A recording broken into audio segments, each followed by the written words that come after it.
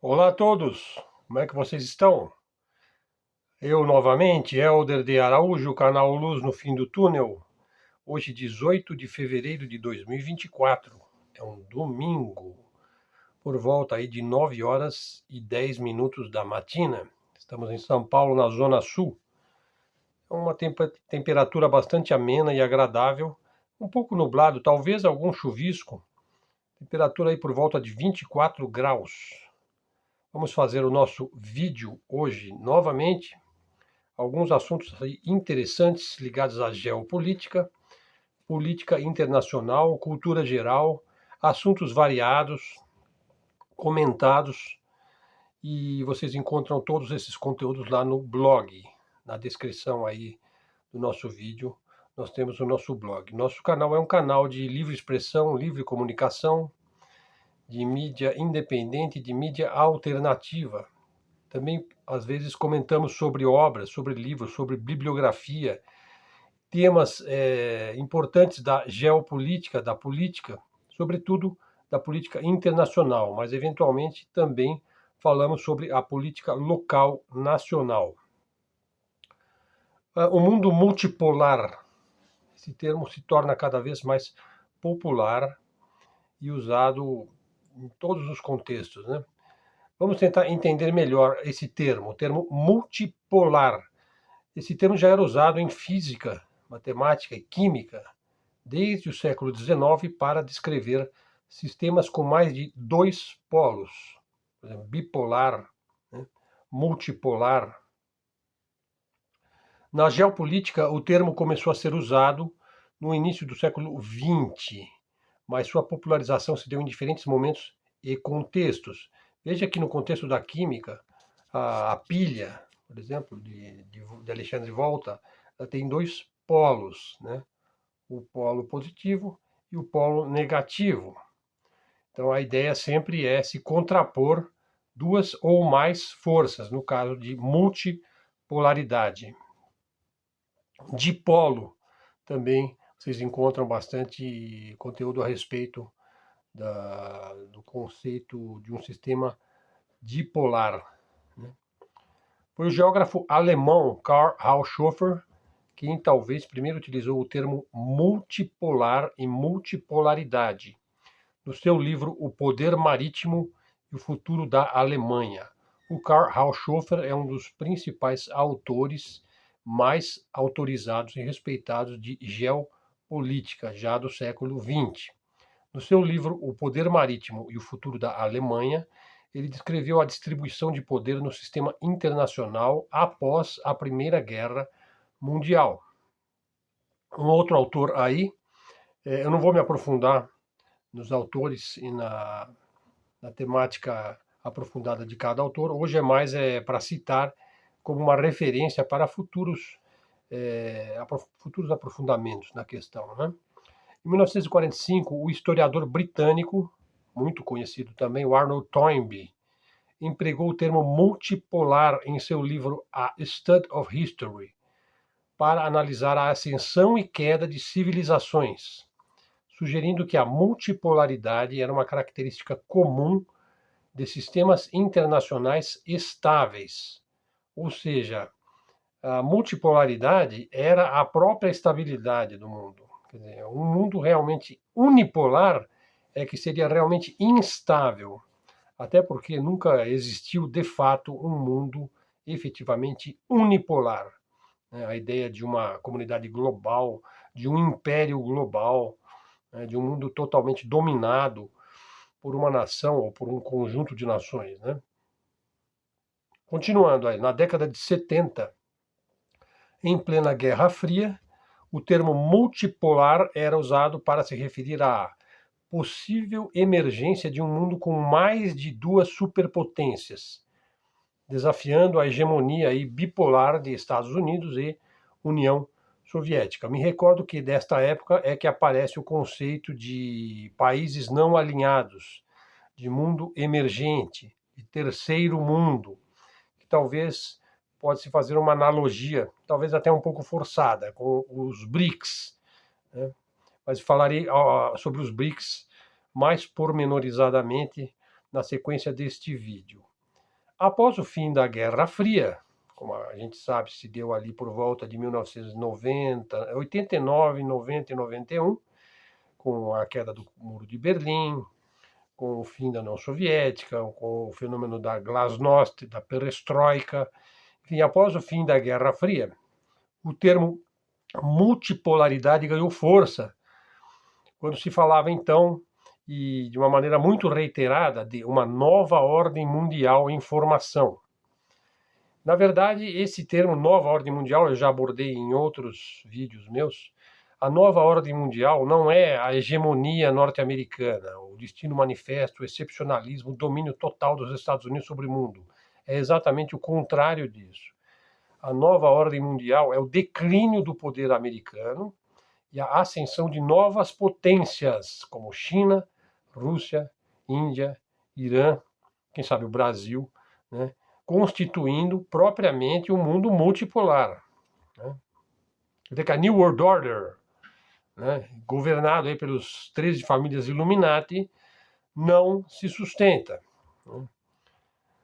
Os autores que usaram o termo e o contexto de mundo multipolar mais conhecidos foram Henry Kissinger, que eu já fiz vídeo no canal, o Zbigniew Brzezinski, também eu fiz um vídeo só sobre o Brzezinski, o Joseph Nye, o Alexander Dugin e outros autores importantes analisaram as implicações da multipolaridade para o futuro das relações internacionais.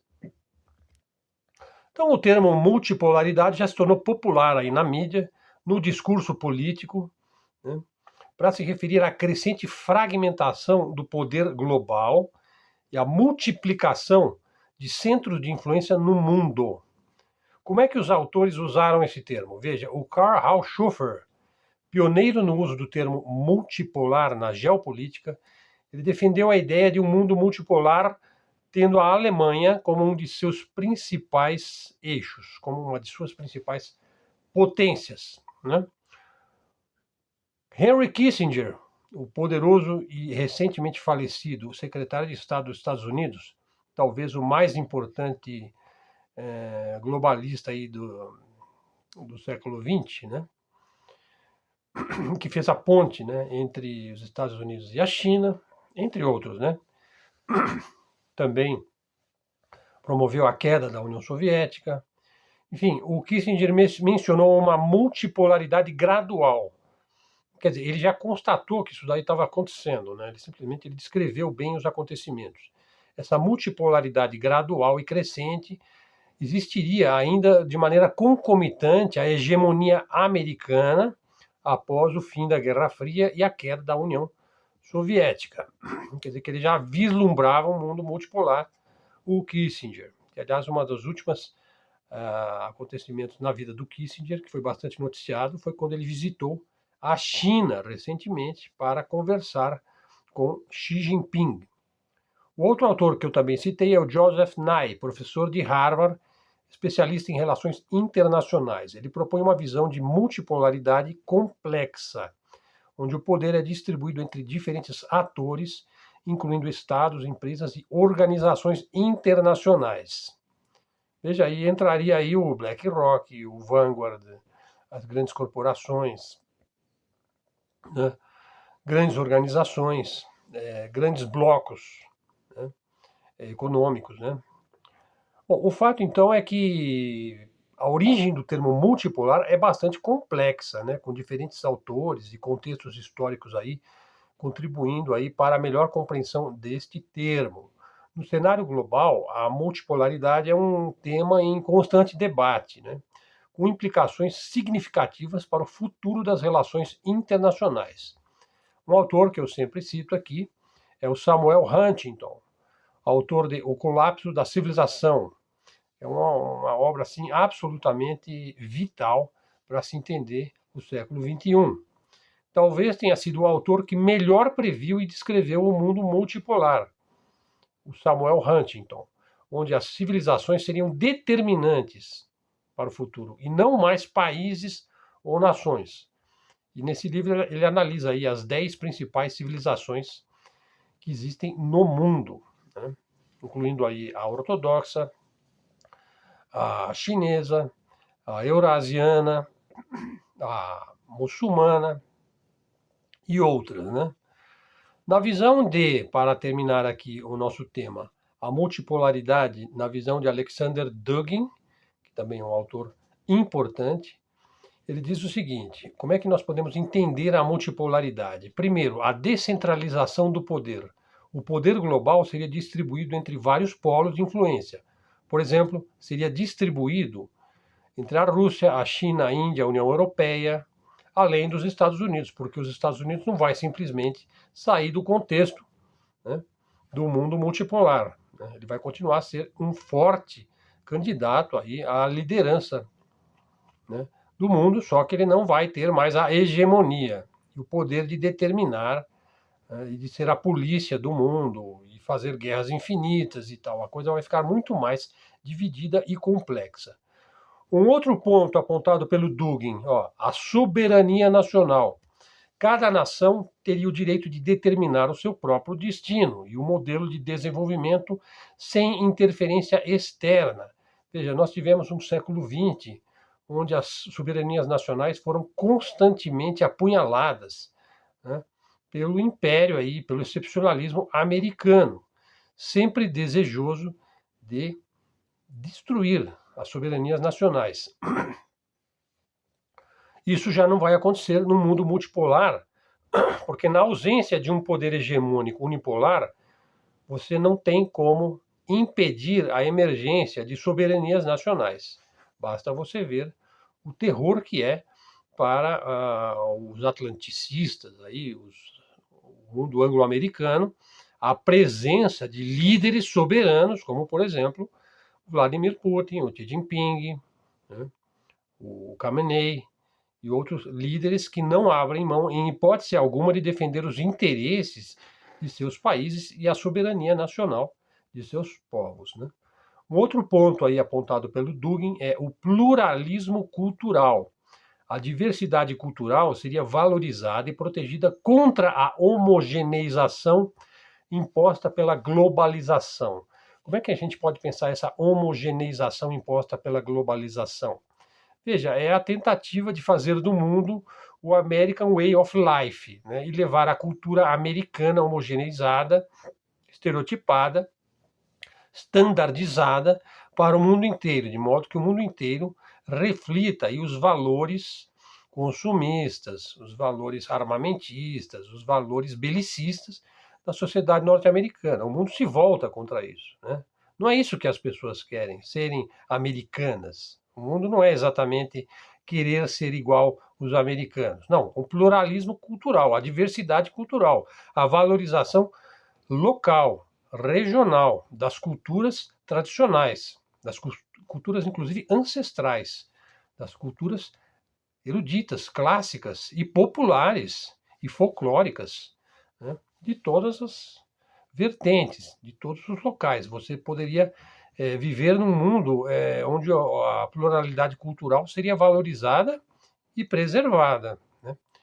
E ainda o Dugin, olha, a revalorização da tradição, que ele chama de tradição, as culturas tradicionais, como eu disse, né?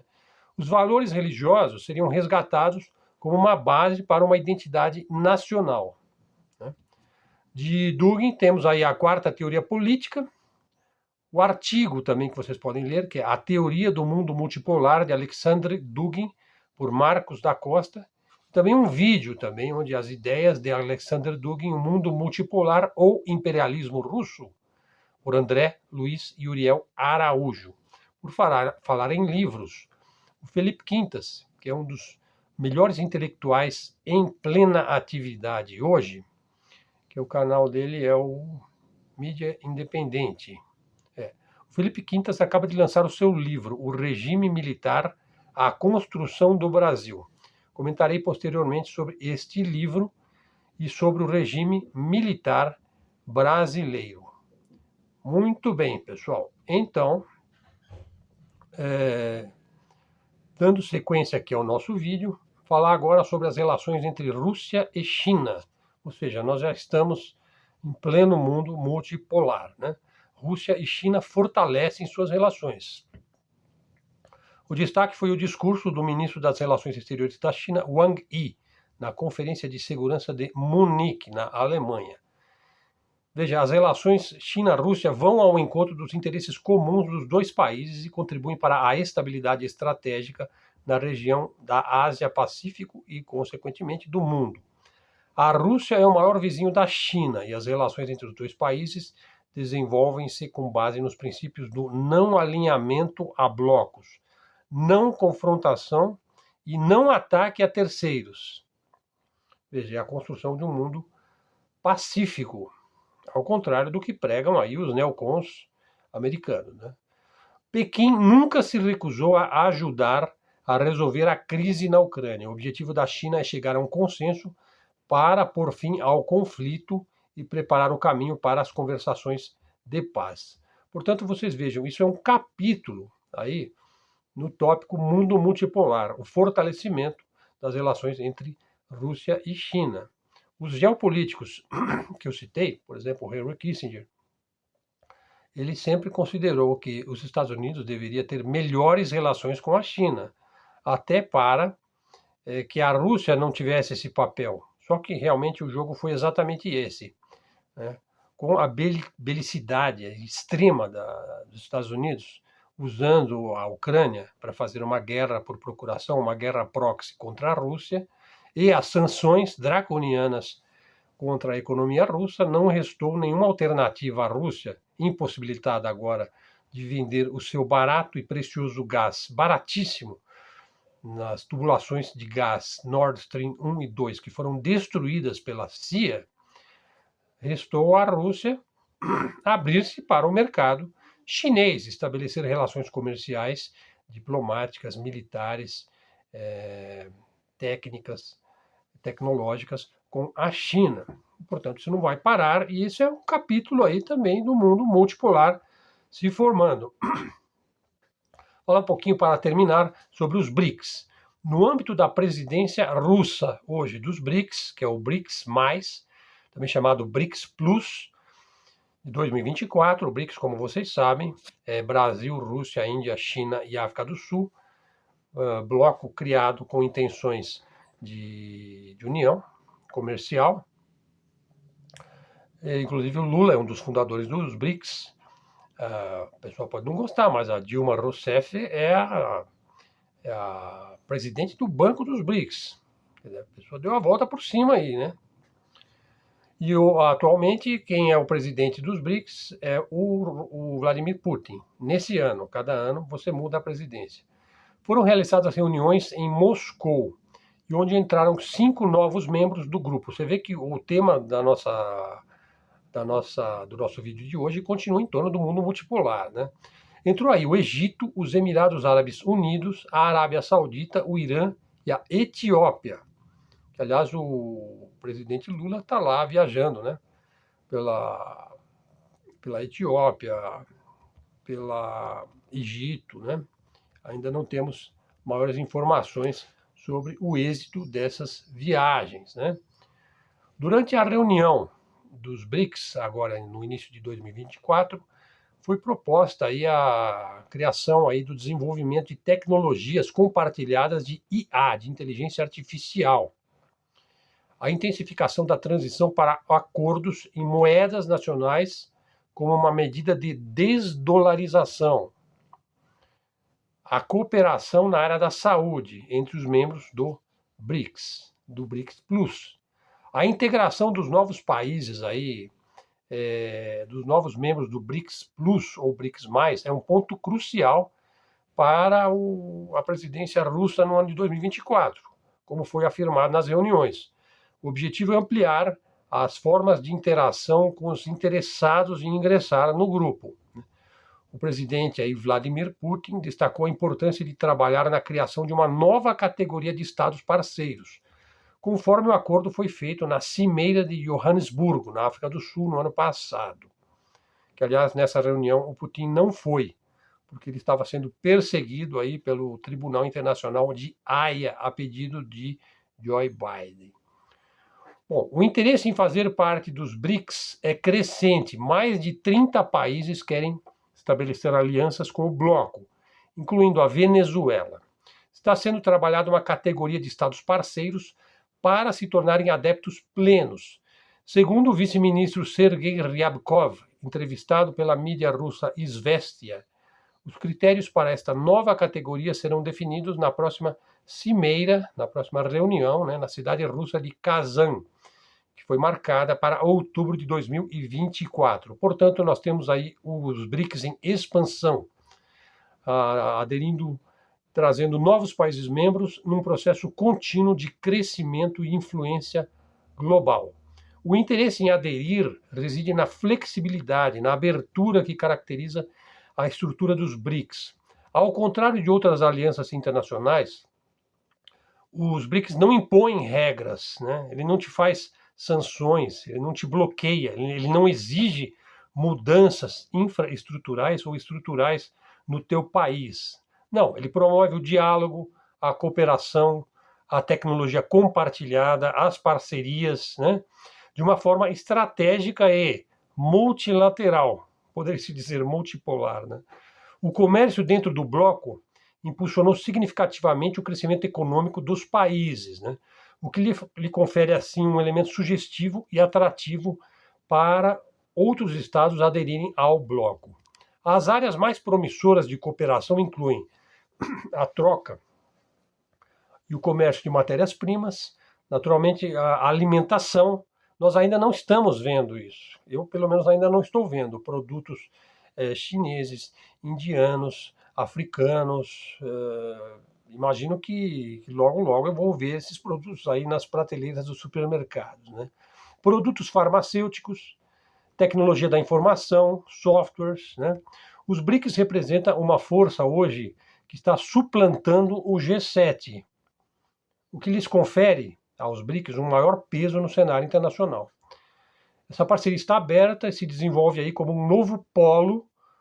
De novo, voltamos ao termo do início do nosso vídeo, polo, Um novo polo do mundo, desafiando o antigo centro de tomada de decisão, leia-se, excepcionalismo norte-americano, permitindo que novas forças globais tenham a palavra nas questões mais importantes para o desenvolvimento dos povos e do próprio ser humano, que é o mais importante de tudo. Bom, pessoal, o vídeo já ficou aí com 22 minutos que tínhamos para hoje. Espero que vocês gostem do nosso vídeo. Deem sugestões, inscrevam-se, ativem o sininho. Traga seguidor para o canal.